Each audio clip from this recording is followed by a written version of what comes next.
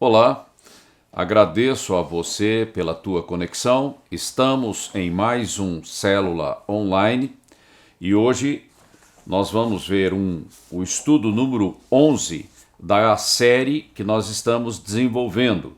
A série tem o seguinte título: O discípulo de Cristo chamado para um compromisso total. E dentro desta série nós estamos vendo a temática do compromisso. E hoje nós vamos ver o estudo número 11, marcado por toda a vida. Ok? Vamos lá então. Eu vou ler uma passagem que está em Salmos 40, do versículo 6 ao versículo 8. Sacrifício e oferta não quiseste, os meus ouvidos abriste. Holocausto e expiação pelo pecado não reclamaste. Então eu disse: eis aqui venho, no rolo do livro está escrito de mim: deleito-me em fazer a tua vontade, ó Deus meu, sim, a tua lei está dentro do meu coração. Ok? Primeiro ponto. Dividindo corretamente o texto, a passagem citada, para nivelamento teológico, espiritual, no grupo de comunhão. Primeiro ponto: sacrifícios e ofertas pelo pecado era o plano original? Então fica aí para o grupo discutir. E na apostila nós temos alguns textos de referência para substanciar a discussão. Segundo ponto: eis aqui venho. Quem está falando isso? Refere-se a quem? Terceiro ponto: deleito-me em fazer a tua vontade. É a natureza do servo do Senhor Jesus Cristo? Esse é o DNA do servo? Fica aí para o grupo discutir também. E por último, guardar no coração. É uma marca do servo para toda a eternidade? Ela está presente hoje e sempre na vida daquele que se dispõe a servir ao Senhor. É isso? Então fica aí para o grupo de comunhão ter uma discussão intensa, participativa, para que o nivelamento da palavra esteja trazendo unidade no entendimento das Escrituras. Não é o que eu acho, é o que a Bíblia diz. O que eu acho tem que estar submisso ao que o Espírito Santo trouxe através da palavra de Deus. É isso que traz unidade na igreja. Ok? Muito bem. Então vamos agora discutir alguns pontos importantes da temática de hoje. Servo como aquele que abriu mão da própria vontade egoísta. Aqui fica uma coisa muito importante. O servo, ele abre mão da sua própria vontade pessoal, dos seus interesses pessoais, para servir. E nós vamos ver um caso que está lá no Velho Testamento. São duas coisas que nós citamos. Uma delas é a oferta queimada, que a gente já viu no estudo da semana passada.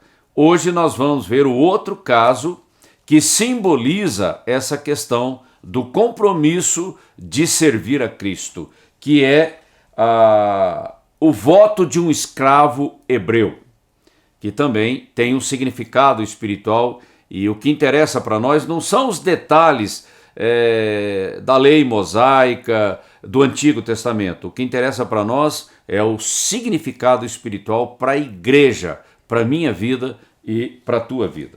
Vou citar aqui um versículo que traz a realidade espiritual disso que eu acabei de falar. Está lá no Evangelho de Lucas, capítulo 9, versículo 23. Jesus dizia a todos, sem exceção: se alguém quer vir após mim, se alguém quer, então vontade, decisão, escolha, negue a si mesmo. É a questão da minha vontade egoísta, ou seja, dos meus interesses pessoais. dia a dia, ou seja, todo dia é dia de negar a si mesmo. Tome a sua cruz. Ou seja, essa renúncia que eu preciso fazer, e renúncia tem a ver com prioridades que eu estabeleço na minha vida, em função do Senhor Jesus Cristo e do seu reino, e siga-me, ou seja, obedeça-me, siga o comando do meu espírito e faça aquilo que eu quero que você faça. É simples assim, né? Mas isso tem um preço, tem a renúncia que eu tenho que fazer para alinhar a minha vida em função do Senhor Jesus Cristo e do seu reino e daquilo que ele está operando na terra hoje, nesta dispensação na qual eu estou. Esse é o sentido daquilo que nós estamos discutindo hoje. E vamos ver então essa questão do escravo hebreu. Bom, a escravidão é citada lá no Velho Testamento, não no sentido de que a Bíblia aprova essa condição social. A Bíblia só faz o relato e traz instruções para que no 7º ano esse escravo ou esse servo fosse liberado. Por quê? Deus cria uma situação em que o senhor do servo precisava confiar na graça, na misericórdia de Deus, porque para liberar eu tenho que confiar que Deus proverá. É um desafio, um teste, uma prova de fé. Bom, e era uma condição também de um hebreu endividado sair de uma situação de uma dívida grande que ele não conseguia pagar. Então ele se oferecia como servo daquela pessoa, daquele senhor. E durante 6 anos ele servia a essa pessoa. No 7º ano ele teria que liberar o servo e ainda ter que dar condições para que ele fosse liberado. Mantimentos, roupas e uma série de coisas que está registrado lá em Êxodos, capítulo 21 e Deuteronômio, capítulo 15. Ok? Não vamos entrar em mais detalhes, mas é essa a questão que nós estamos colocando aqui. Muito bem, mas o servo, ele tinha a opção feita conscientemente de não querer a sua liberdade, de continuar na casa do seu dono, do seu senhor. Era uma opção, ok? Bom, uma vez que ele expressasse essa vontade, então tinha um ritual. Esse ritual que é a marcação daquela vida como vivendo toda a sua vida dali para frente como servo na casa daquele senhor, por uma questão de escolha, de decisão. Aí o senhor pegava o servo, levava até a presença do juiz, naquela época eram os juízes de Israel, e ele declarava isso de público. Então ele era encostado na porta, o lóbulo da sua orelha, que é essa parte aqui, era encostada na porta e com uma sovela, que é um pontalete para furar o couro, era furada a orelha. E essa era uma marca de que ele agora, dali para frente, por toda a vida, estaria na casa do seu senhor, servindo ao seu senhor por uma livre e espontânea escolha. Ok? Então é isso o sentido histórico daquilo que acontecia no Velho Testamento. Vamos trazer agora o significado disso para nós, para a nossa vida como discípulos de Cristo. Servo como aquele selado por toda a vida. Quando o novo nascimento acontece na vida de uma pessoa, e o novo nascimento vem de uma escolha livre e espontânea pelo Senhor Jesus Cristo, abraçando o evangelho da salvação, vai vendo a comparação que nós estamos fazendo. Nós somos selados com o Espírito Santo, que é uma marca, a marca de Deus na minha vida, dizendo que agora eu fui justificado, agora eu entrei na família de Deus e agora eu tenho a ajuda do Espírito Santo para caminhar na minha vida de santidade, de santificação, de maturidade para servir a Deus. E isso é uma marca de propriedade. O novo nascimento é mais ou menos análogo a ter o nome inscrito no livro da vida. Muito bem.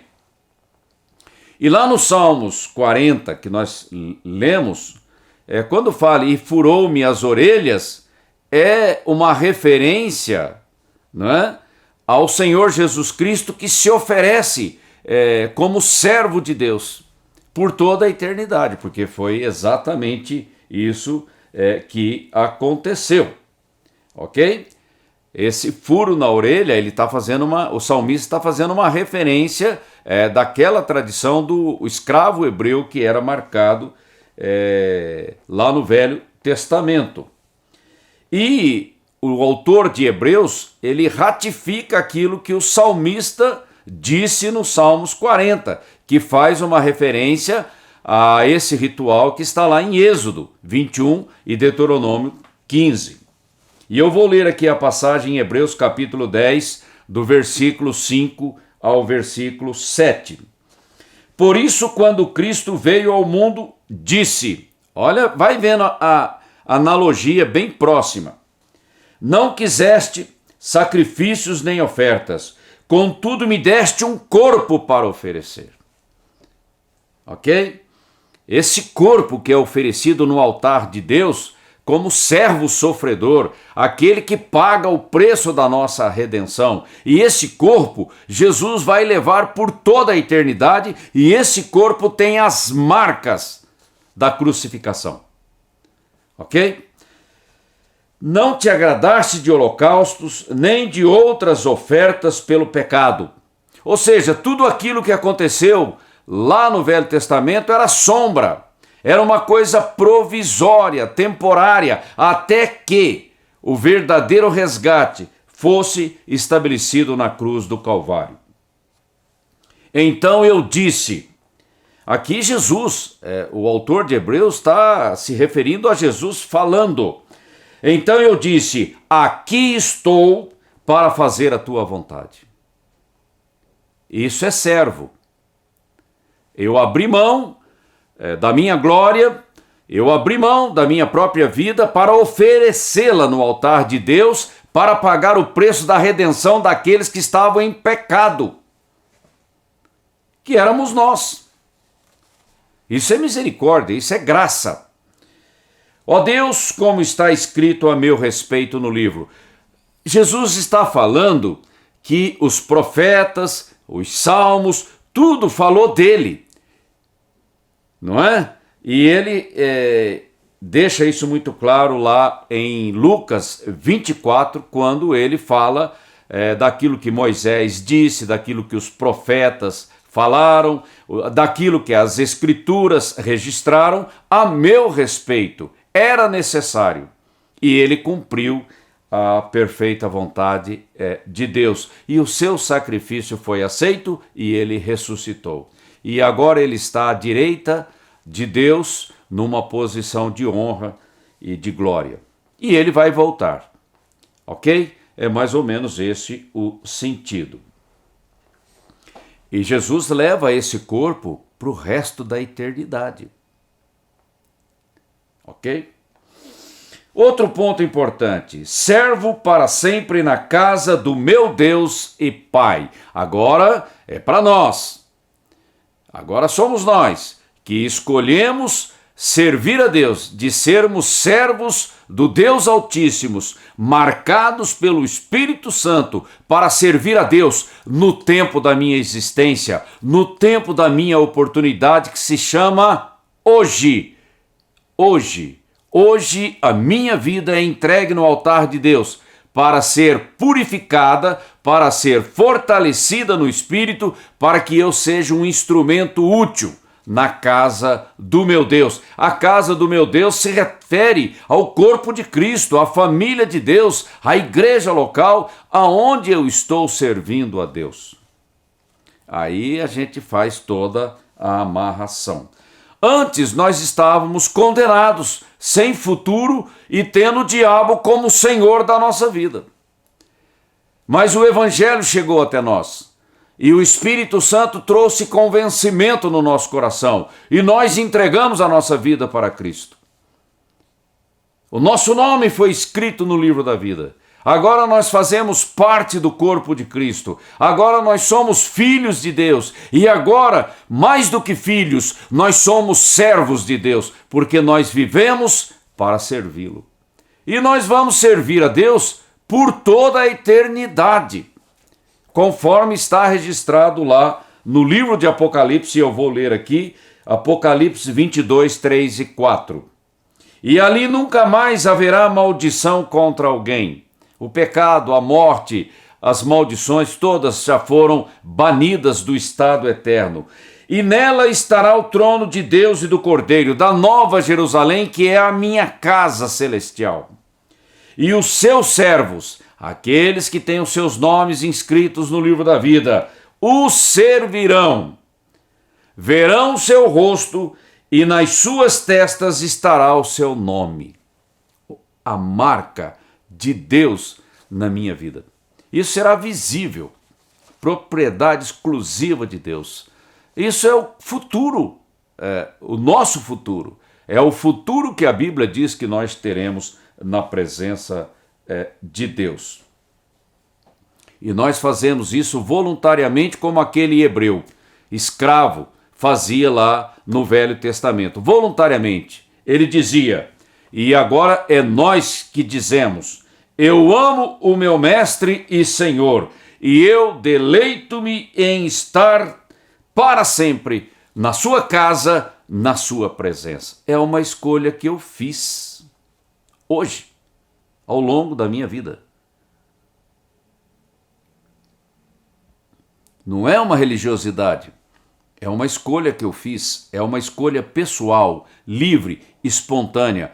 Eu ouvi a palavra de Deus, o Evangelho chegou até mim e eu criei e abracei a graça de Deus na pessoa bendita do nosso Senhor Jesus Cristo.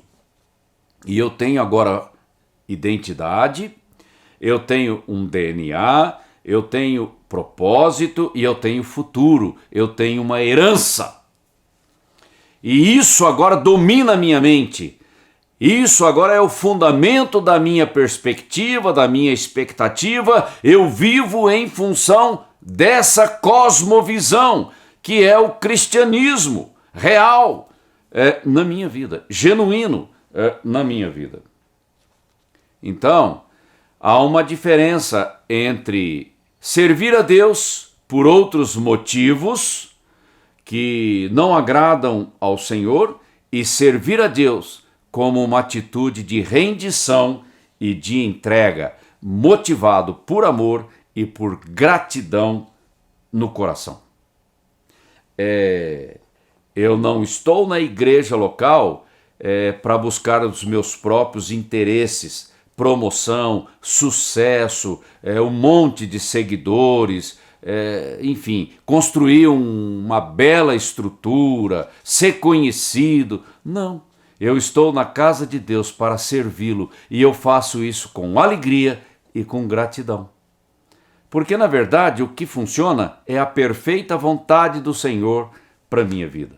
Se Ele tiver coisas grandes virão. Se Ele não tem, eu estou alegre e grato a Deus pela minha redenção e eu quero retribuir essa graça de Deus para mim, servindo as pessoas na igreja. É assim que funciona, não tem grande mistério.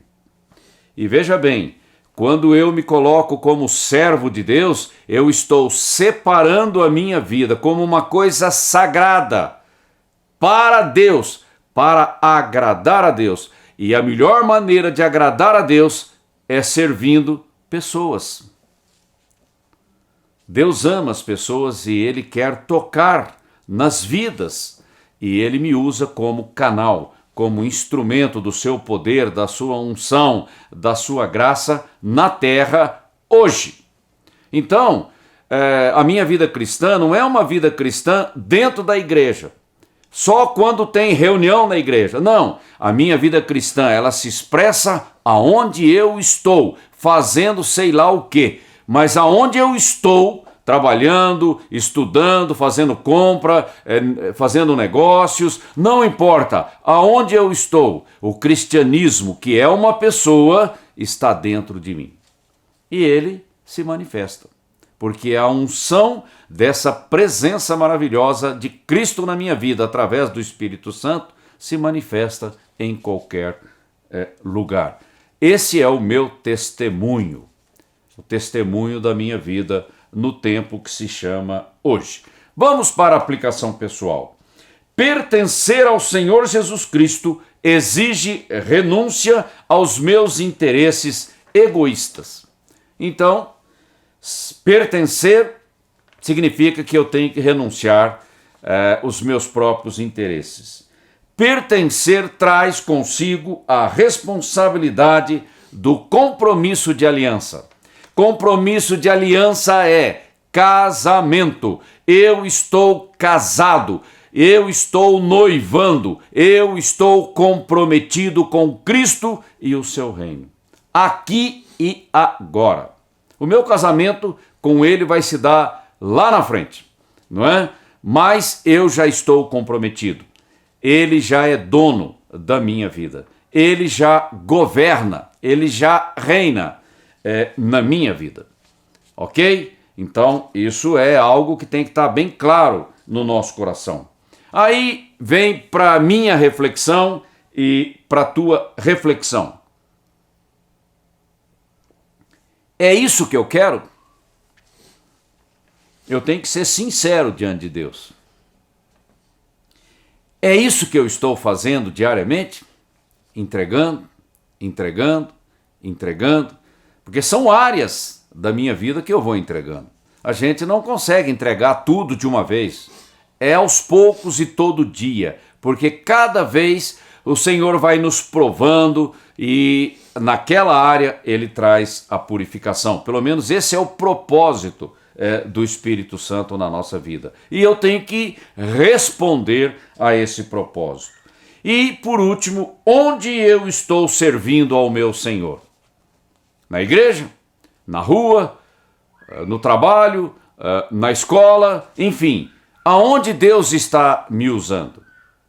É isso que interessa. E você deve prestar atenção na maneira como o Espírito Santo te usa, porque ali você tem que buscar a excelência para que ele use cada vez mais.